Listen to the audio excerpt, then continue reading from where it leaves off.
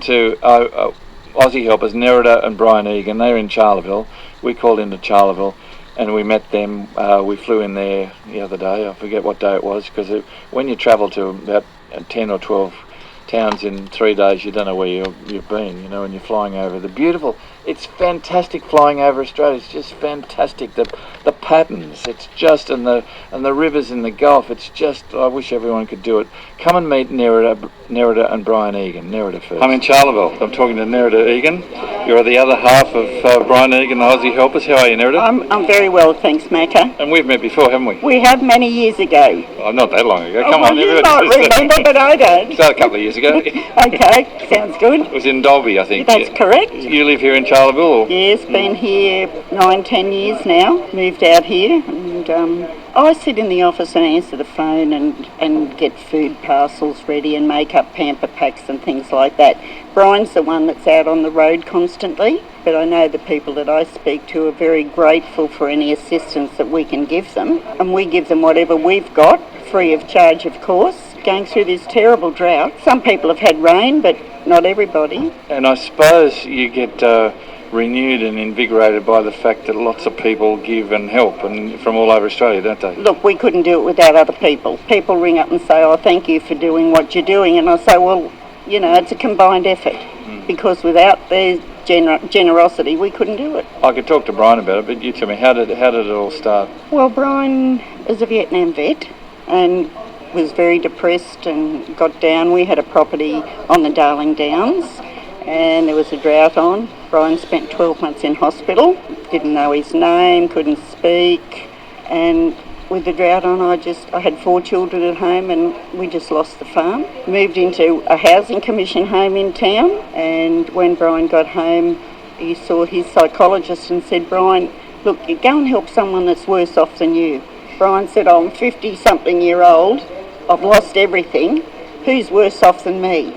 And he said, you'll find someone. Anyway, he worked for another organisation for a little while, but wasn't really happy that they weren't doing enough to help farmers. And one day he came home and he said, bugger this, he said, we're going to start our own charity. And I thought, I'm going to have to lock him up again. And I thought, it might be just a phase. But 14 the phase years... he's going through, yeah. But 14 years later, he hasn't got over it. So we're still there. So you spend your days in here, I suspect. I spend lots of hours in here, yes. You need a ladder. I've got a ladder. Oh, have you? I was going to say, I've got one at home. So you clamber all over this.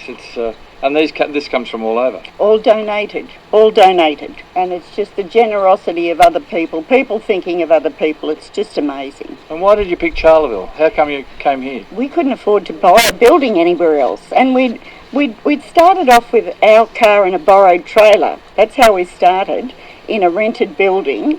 And because we had lots of stuff like we have here, I said to Brian, there was rumours about the building being sold, and I said, what are we going to do? No building and all this.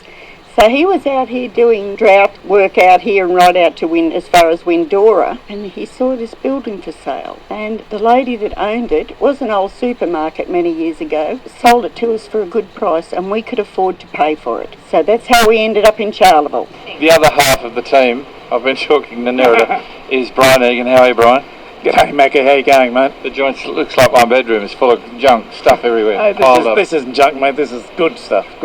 Tell me the story about these pallets behind you here. Well, these 2 pallets arrived yesterday from a lovely lady down in Brisbane who probably donates about, 6, maybe 10 of these pallets every year. She goes out and actually buys stuff in stores, makes up packs like you see there for kids, and look, that one's got a pair of binoculars or something in there, and hats and books and all that sort of stuff. Just to give kids a little bit of a surprise and to show that somebody's interested in them. And kids are really lacking in that out there because they just don't get a lot of attention. I mean, I don't mean from their parents, but from the outside world. They're pretty isolated, and we tend to give them a lot of sort of games they can use, family-orientated games so they can play on the property, and that we don't so much. They're not very involved in computers and stuff like that. Now, Dick Smith, you gave a few bob to Aussie Helpers a little while ago. How did you hear about them? Well, first of all, it wasn't me, it was the Dick Smith Food customers. And yeah, we gave $1 million, the money that we raised from Dick Smith Foods last year to Aussie Helpers, and it's great to see what they're doing here. I first heard about Brian from just everyone who said, have you heard of Brian Egan and Aussie Helpers at Charlieville? By the way, you were just talking about this pallet. It says here on the side, this box has been packed with love and care. It is sent with love from a circle of friends in the city. Now, isn't that incredible? It's Margaret Mullen from Victoria Point in Brisbane. Please deliver to Aussie Helpers in Charlieville. So presumably she somehow got it delivered for nothing too. Well, she got on the Follow-on transport and they brought it out here for nothing. Well, that happens a lot of it, does it? It happens all the time, mate. I mean, we're very grateful for the support we get, and honestly, I've said it a million times, I sometimes have got to pinch myself to believe that how much people actually give to keep people on their properties.